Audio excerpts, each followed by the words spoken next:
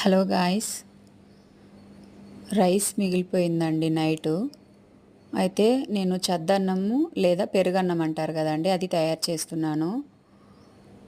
అన్నాన్ని ఒక బౌల్లో తీసుకొని దాన్ని పొడి పొడి చేసుకొని అందులో పాలు, కొంచెం వేడిగా ఉన్న పాలను పోసుకోవాలండి. అందులో కొంచెం పెరుగు యాడ్ చేసుకొని మంచిగా కలిపి పక్కన పెట్టుకోవాలండి.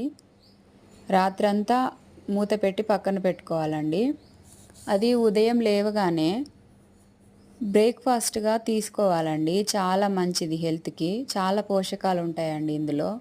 రోగనిరోధక శక్తి పెంచుతుందండి ఇది. నేనైతే కొన్ని పల్లీలు, కరివేపాకు వేయించి అందులో మిక్స్ చేసుకున్నానండి. చాలా బాగుంది. మీరు కావాలంటే వేసుకోండి, లేదంటే స్కిప్ చేయండి.